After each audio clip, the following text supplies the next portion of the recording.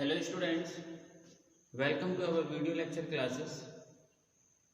Today we are going to discuss about aeration and fumigation.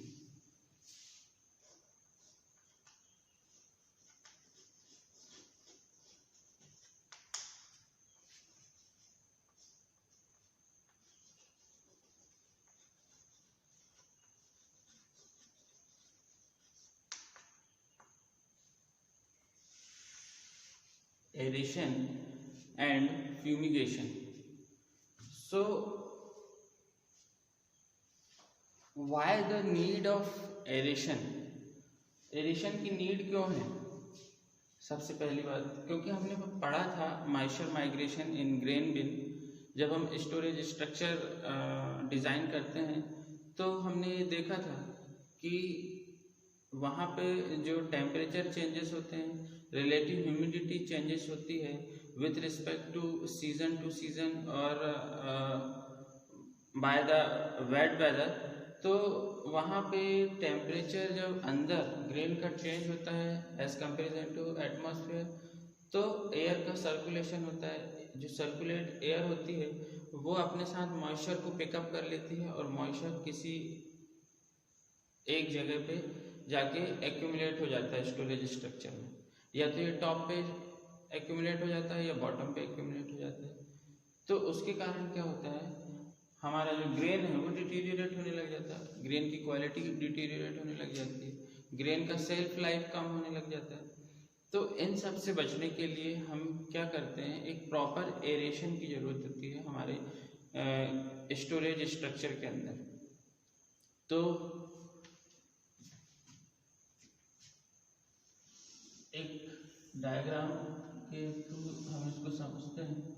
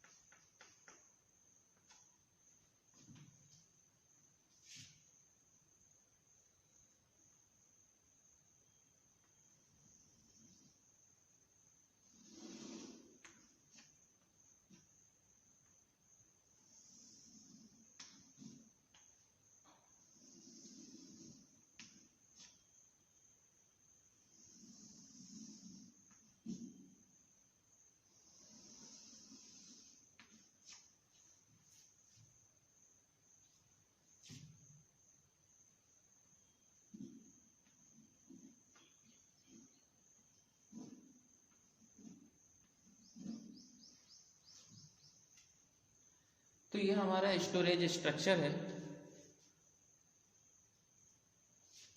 जहाँ पे हम air को सर्कुलेट कर रहे हैं। दो तीन टाइप से हम एयर सर्कुलेट कर रहे हैं, होता है up to down and down to up. तो एरेशन क्या होता है? एरेशन एक प्रोसेस है जो स्टिल एयर को हम मूव करते हैं, ठीक है। जो हमारी एयर जो स्टिल थी, अब हम उसको क्या करते हैं, मूव करते हैं। Aeration is the process of moving air, ठीक है, through stored grain at low rate to maintain और इम्प्रूव इट्स क्वालिटी। मतलब एरेशन हम उसको कहेंगे जब हम अंदर जो एयर भरी है, अंदर हमारे स्टोरेज स्ट्रक्चर के अंदर जो भी एयर है उसको हम मूव करवाते हैं, उसको वेंट आउट करवाते हैं या प्रॉपर वेंटिलेशन करवाते हैं, तो हम उसको क्या बोलते हैं, एरेशन। ये फोर्स्ड हो सकता है, ये नेचुरली हम इसको कर सकते हैं, नेचुरल जिसको हम एरेशन बोलते हैं, है ना। तो एरेशन की बात कर रहे थे। तो एरेशन क्या होता है, एक प्रोसेस है मूविंग ऑफ एयर की, एयर को मूव करने की एक प्रोसेस है थ्रू स्टोर्ड ग्रेन के अंदर। जिसके कारण हम मेंटेन कर सकें उसकी क्वालिटी को, या हम उसको और इम्प्रूव कर सकें। एरेशन के एडवांटेज क्या है हम वो देखते हैं।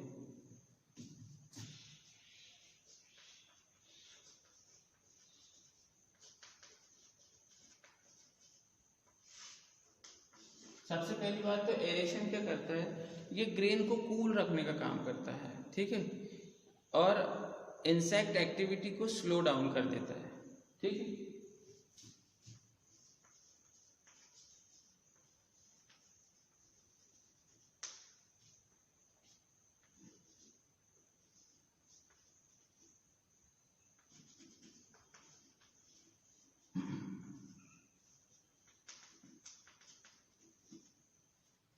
एरेशन जब हम फ्रेश एयर को सर्कुलेट करेंगे थ्रू ग्रेन, तो क्या होगा, ग्रेन क्या होगा, कूल हो जाएगा, ठीक है, और उसकी जो इंसेक्ट एक्टिविटी है, जो एक पर्टिकुलर टेम्परेचर, ऑप्टिमम टेम्परेचर पे इंसेक्ट एक्टिविटी सबसे ज़्यादा होती है, मोल्ड ग्रोथ सबसे ज़्यादा होता है, फंगल ग्रोथ सबसे ज़्यादा होता है, एक ऑप्टिमम टेम्परेचर अटेंड नहीं कर पाता ग्रेन फिर, ठीक है। तो ये ग्रेन को कूल रखती है, दूसरा इंसेक्ट एक्टिविटी को लो कर देती है।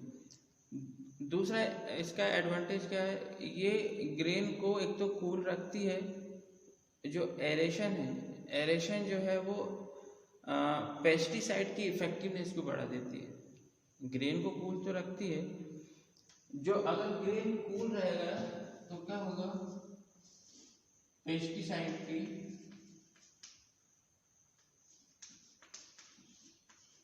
इफेक्टिवनेस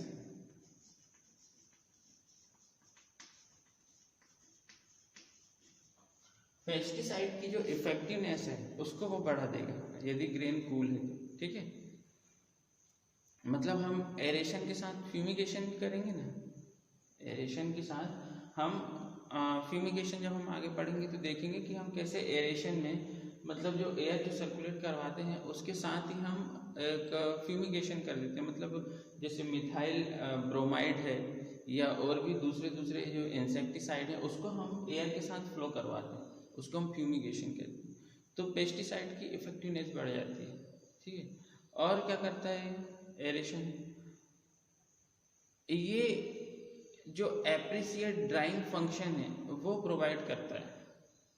इसके कारण क्या होता है, हमारा ग्रेन जो है, जैसे मॉइस्चर, हाई मॉइस्चर कंटेंट पे अगर ग्रेन आ जाता है बाई चांस, तो ऑटोमेटिक नेचुरली ड्राइंग होते रहती है, तो it provide an appropriable drying function, ठीक है। थर्ड क्या है हमारा,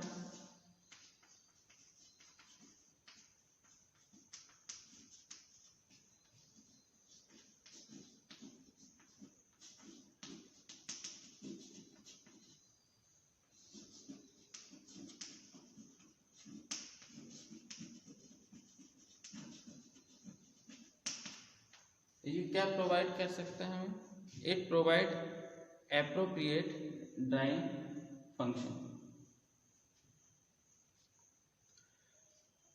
अब हम बात करते हैं अगला,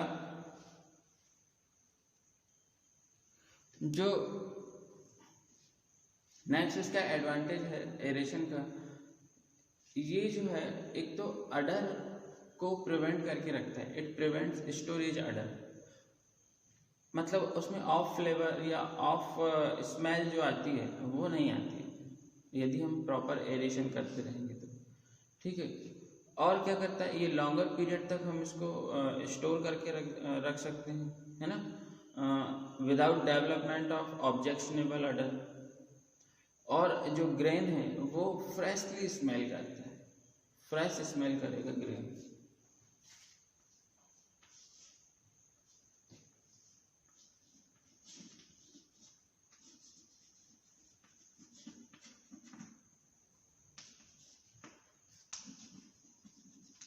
ऑब्जेक्शनेबल स्मेल जो नहीं आती नहीं है एरेशन अगर हम करते हैं, अडर, ठीक है, और ये फ्रेश स्मेल करता है।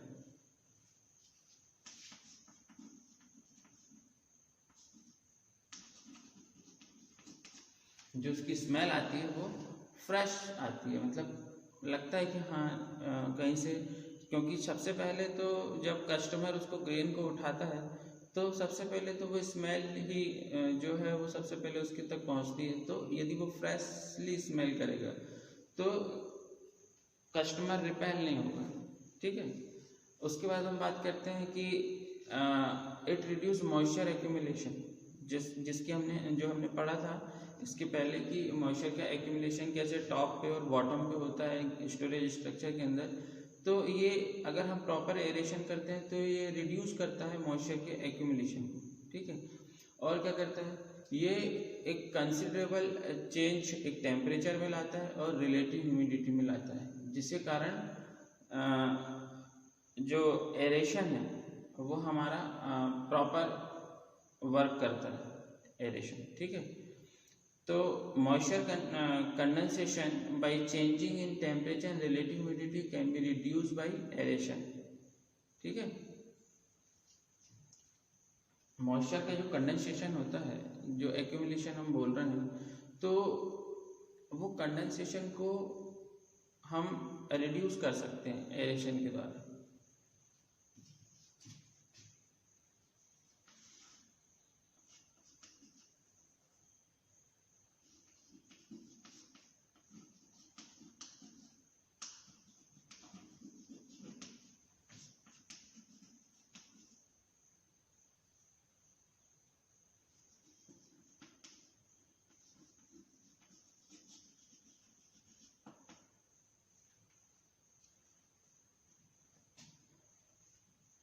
तो aeration can be installed in both horizontally और वर्टिकल स्टोरेज स्ट्रक्चर। दो टाइप के स्टोरेज स्ट्रक्चर होते हैं, एक हॉरिजॉन्टल स्टोरेज स्ट्रक्चर, एक वर्टिकल। हम दोनों में एरेशन को इंस्टॉल कर सकते हैं। तो एक बेसिक पैरामीटर या डिज़ाइन पैरामीटर होता है जिसको हमको फोकस करना होता है जब भी हम कोई एरेशन सिस्टम डिज़ाइन करते हैं, कि एयर फ्लो रेट क्या होना चाहिए, हाँ, उसकी सूटेबल कूलिंग के लिए, ग्रेन के प्रॉपर एरेशन करने के लिए या प्रॉपर सूटेबल कूलिंग होना चाहिए उसमें। तो उसके लिए हम क्या कर सकते हैं कि हमें 2-3 पैरामीटर दिमाग में रखना होता है कि डक्ट वेलोसिटी क्या है ना, एंट्री एयर वेलोसिटी क्या है इनटू द ग्रेन, और एयर फ्लो रेट क्या है। तो यदि साइलो है तो 0.8 लीटर पर सेकंड पर टन, और शेड है तो 1.6 लीटर पर सेकंड पर टन, उसका जस्ट डबल। तो एयर फ्लो रेट की हम बात कर रहे हैं।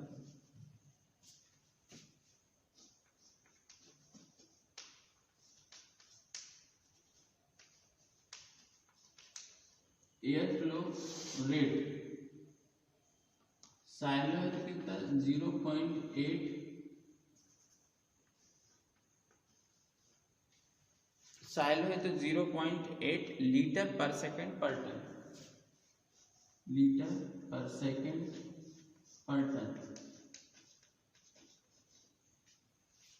अगर शेड में कर रहे हैं, यदि हम किस पे कर रहे हैं, शेड में, शेड अगर है तो इसका जस्ट डबल हमको एयर फ्लो रेट रखना पड़ेगा, मतलब 1.6 लीटर पर सेकंड पर टन।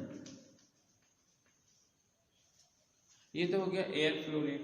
अब हम बोलते हैं कि मैक्सिमम डक्ट वेलोसिटी कितनी होनी चाहिए, मैक्सिमम डक्ट वेलोसिटी। तो ये 10 मीटर पर सेकंड मैक्सिमम डक्ट वेलोसिटी जब हम एरेशन कर रहे हैं तो कितनी होनी चाहिए, मैक्सिमम 10 मीटर पर सेकंड। अब maximum entry velocity of air into the grain, ये भी है कि किस रेट से, किस वेलोसिटी से ग्रेन के अंदर एयर एंटर कर रहा है। तो ये कितना होना चाहिए, चाहे कोई भी सिस्टम हो, मैक्सिमम एंट्री वेलोसिटी एयर की होनी चाहिए 0.15 मीटर पर second. Maximum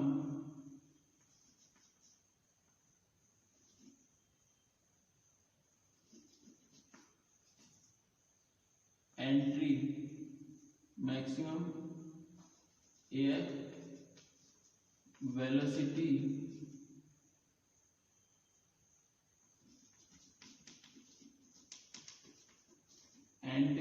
grain, maximum air velocity कितनी होनी चाहिए जब ग्रेन में एंटर कर रहा है एयर, तो 0.15 मीटर पर सेकेंड, इतना हमारा होना चाहिए।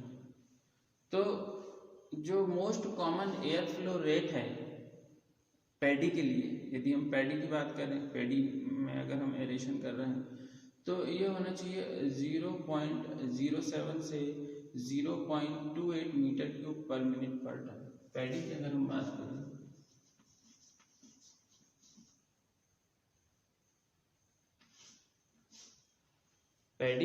बात करें, तो उसमें एयर फ्लो रेंज कितना होना चाहिए, 0.07 to 0.28 metre cube per minute per ton.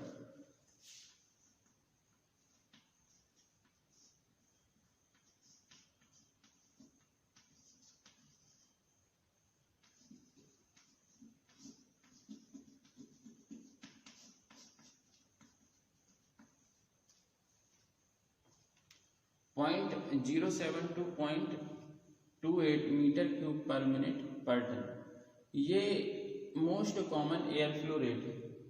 क्या है ये? Most common air flow rate, मतलब हम इस वाले की बात करें,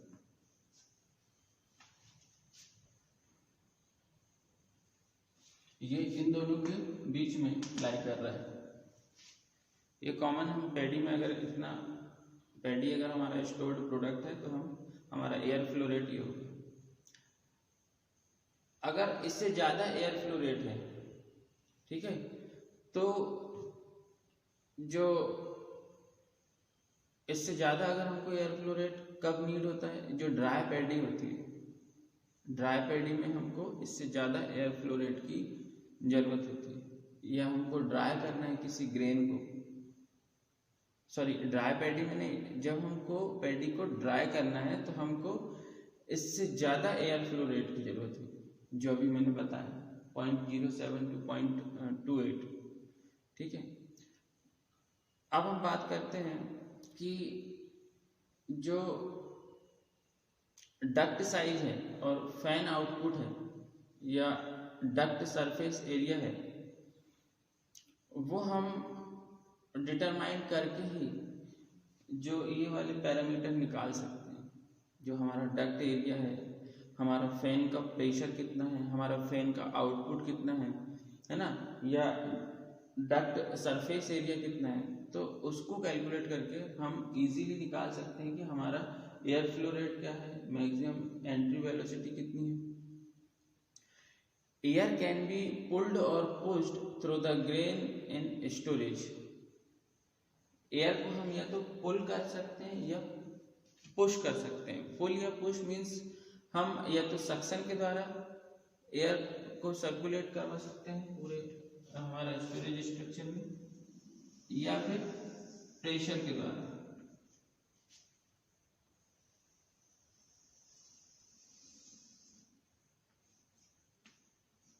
या तो हम यहाँ पे सक्शन डिवाइस लगा दें तो क्या होगा, एयर जो है वो सक होगी, और यहाँ पे हम फैन लगा दें तो एयर फिर भी सर्कुलेट होगी, तो वो प्रेशर के द्वारा, पॉजिटिव प्रेशर कहते हैं उसको, सक्शन करेंगे तो नेगेटिव प्रेशर के द्वारा हम एयर को सर्कुलेट कर सकते हैं। तो एयर कैन बी पुल्ड और pushed through grain in storage. जो एयर है वो टॉप टू बॉटम या बॉटम टू टॉप हम मूव करवा सकते हैं। टॉप टू बॉटम, जैसे ये मूव हो रहा है टॉप टू बॉटम, या फिर हम बॉटम टू टॉप ऐसे भी मूव करवा सकते हैं। तो ये दोनों टाइप से हम मूव करवा सकते हैं इसमें। जो ट्रॉपिकल क्लाइमेट या ट्रॉपिकल एरियाज होते हैं उसमें जो एरेशन होता है वो बॉटम टू टॉप। ट्रॉपिकल में कैसा होता है,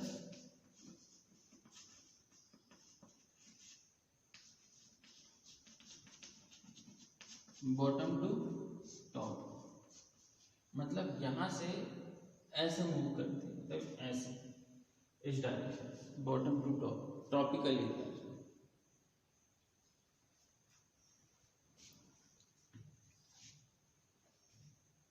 अब हम बात करते हैं कि जो अब ऐसा क्यों होता है ट्रॉपिकल एरियाज में बॉटम टू टॉप क्यों होता है? क्योंकि जो air trapped under the roof है, जो रूफ के अंदर एयर ट्रैप हो गई स्टोरेज स्ट्रक्चर के अंदर, वो यूजुअली हाई टेम्परेचर पे होती है, ठीक है। और हाई टेम्परेचर पे होती है, इसके कारण उसकी टेंडेंसी होती है ऊपर आने की। तो हम बॉटम टू टॉप जब हम करवाते हैं तो हमको एनर्जी रिक्वायरमेंट कम हो जाती है, ठीक है। इजीली जो ऑपरेशन है वो परफॉर्म होने लग जाता है। This high temperature air can be forced out easily from the top. The cooler air from bottom also cools the warmer grain stored in bin. तो एक्सियल फैन होता है, नॉर्मली हम उसका यूज करते हैं शेड एरेशन के लिए। अगर हमारा शेड है, सिंपल शेड है, कोई मैकेनिकल डिवाइस नहीं लगा है, तो हम किसका यूज करते हैं? एक्सियल फैन का। नॉन ओवरलोडिंग जो सेंट्रीफ्यूगल फैन है उसका भी हम यूज कर सकते हैं वर्टिकल स्टोरेज में, क्योंकि जो हाई प्रेशर रिक्वायरमेंट है उसके लिए हमारा जो नॉन ओवरलोडिंग सेंट्रीफ्यूगल जो फैन होता है वो हाई प्रेशर रिक्वायरमेंट के लिए बहुत ज़रूरी होता है। हाई प्रेशर से हम जनरेट कर सकते हैं, ठीक है। तो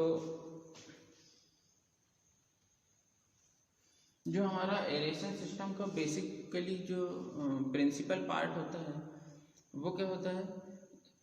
जो एरेशन सिस्टम का प्रिंसिपल पार्ट क्या होता है कि fan to move the air, fan के साथ जो मूविंग एयर है वो एक प्रिंसिपल पार्ट होता है। दूसरा duct for carrying air from the fan to storage system. जो डक्ट होता है वो एयर को कैरी करता है। डक्ट मतलब एक, जैसे आपने ये देखा होगा, ये इस टाइप की, ये इसके अंदर ये जो गैप दिख रहा है इसको हम डक्ट कहते हैं। ये दिख रहा है आपको, ये डक्ट है ये। तो इस टाइप का डक्ट होता है, ठीक है।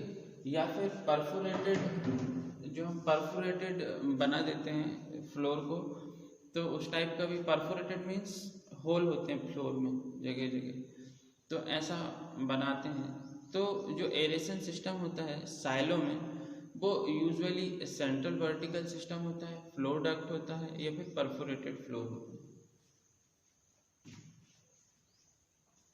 3 टाइप का होता है सिस्टम साइलो में। कौन सा? एक तो सेंट्रल वर्टिकल सिस्टम, जो आप ये देख रहे हैं सेंट्रल वर्टिकल सिस्टम, ये सेंट्रल वर्टिकल सिस्टम है जिसमें ये परफोरेटेड पाइप होता है और हम इसके थ्रू एयर को सर्कुलेट करवाते हैं, ठीक है, परफोरेशन है इसमें। दूसरा हम फ्लोर में डक्ट बना देते हैं। ये जो फ्लोर होता है ना, इस पे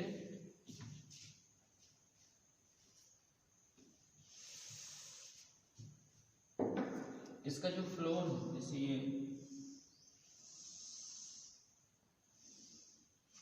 ये फ्लोर है, इस पे हम डक्ट बना देते हैं। कैसे डक्ट, इसको अलग से बताता हूँ।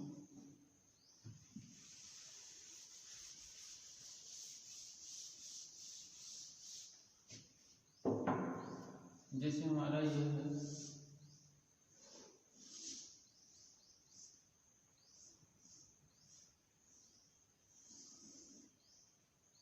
ठीक है, तो ये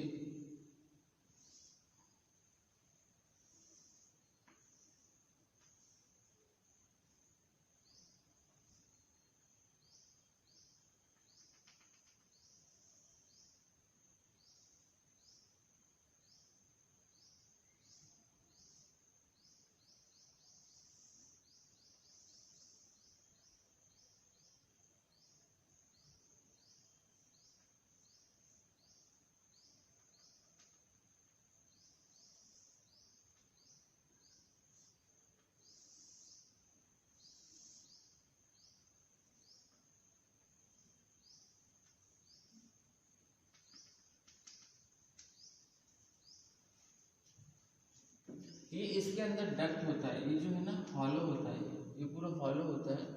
तो ये यहाँ से एयर ऐसे सर्कुलेट होती है, ठीक है, ये हॉलो होता है पूरा। तो एक तो मेन डक्ट होता है, ये मेन डक्ट है, जैसे पूरा हॉलो होता है, इसके अंदर जो है पूरा ये हॉलो होता है इस टाइप से, जो मैंने अभी बताया था ये इस टाइप से ये पूरा हॉलो होता है। तो ऐसे होते हैं ये पूरा हॉलो होता है ये पूरा। तो ये मेन डक्ट होता है,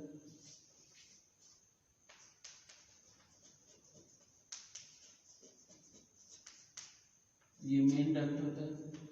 और ये जो दूसरा ट्रांसफर लैटरल डक्ट होते हैं, जिसे ये फ्लोर में हम डिजाइन करते हैं, ठीक है। ये ट्रांसफरेबल लैटरल डक्ट होता है।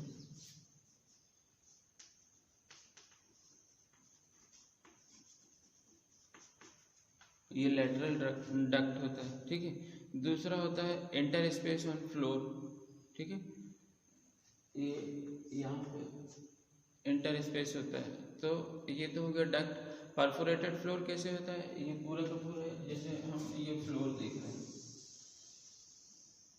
तो इसके अंदर जो है ये क्रॉस सेक्शन एरिया है, ऐसे परफोरेशन होता है, ऐसे यहां से एयर सर्कुलेट करती है।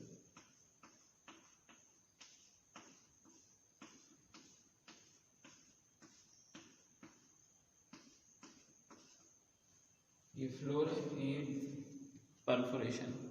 तो I think it is sufficient for aeration. Next class में हम देखेंगे फ्यूमिगेशन। Thank you student.